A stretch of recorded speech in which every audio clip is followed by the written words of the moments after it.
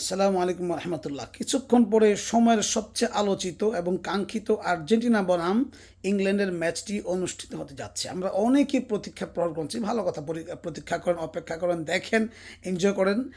আমি সেটা নিয়ে কিছু বলবো না, বাট কারণ আমি বললেও দেখবেন, না বললেও দেখবেন। বাট প্রবলেম হচ্ছে, আমি কয়েকটা রিকোয়েস্ট করতে চাই। এক নাম্বার, আমরা কেউ ইনশাল্লাহ বলবো না। কারণ দেখুন, ইনশাল্লাহটা আসলে কিসের জন্য বলা যায় বা বলা যায় না, একজন মুসলিমের জন্য কখন বলতে হয়, এটা আমরা অনেকেই বুঝি না। এটা অনেক সময় ইমানের জন্য খাতরা বয়ে আনে। এই জন্য খুব খেয়াল করবো আমরা। আইমান সাদিক, আমি দেখেছি একটা ভিডিওতে বলেছি যে ইনশাল্লাহ ব্রাজিল জিতবে। ব্রাজিল তো জেতে নাই, বাট ওনার যেটা গুনাহ হওয়ার বা সেটা তো হয়ে গেছে। কেউ যদি ইনশাল্লাহটা ওন করে বলে, এটা অনেক বড় ক্ষতিকর। এটা আমি নেক্সট হয়তো বা কোনো ভিডিওতে বলবো আমি। দ্বিতীয় হচ্ছে, আমরা কেউ দোয়া করবো না যে অমুক দল জিতুক, এই দলের জন্য দোয়া করা একেবারেই করবো না। প্লিজ বোঝার চেষ্টা করেন।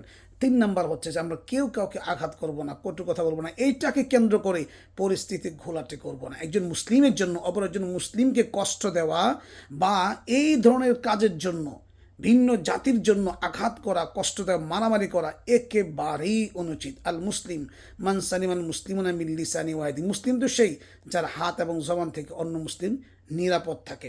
একটা হাদিস আপনাকে শোনাই। আল্লাহ নবী বলছেন, ইউসবিহুর রাজুলু মুমিনা ইউমসি কাফিরা। সেখানে রয়েছে ইয়াবিউর রাজুলু দীনাহু বিআরদিন মিনাদ দুনিয়া। এমনটা সময় আসবে মানুষ সকালে মুসলিম, বিকালে কাফের, বিকালে মুসলিম, সকালে কাফের, আবার দুনিয়ার জন্য দিনকে বিক্রি করে দেবে। এই জন্য ভাই, দুনিয়ার জন্য দিনটাকে নষ্ট করবো না। এই জন্য 3টা রিকোয়েস্ট থাকলো। এক নাম্বার, কেউ আমরা বিসমিল্লাহ বলবো না।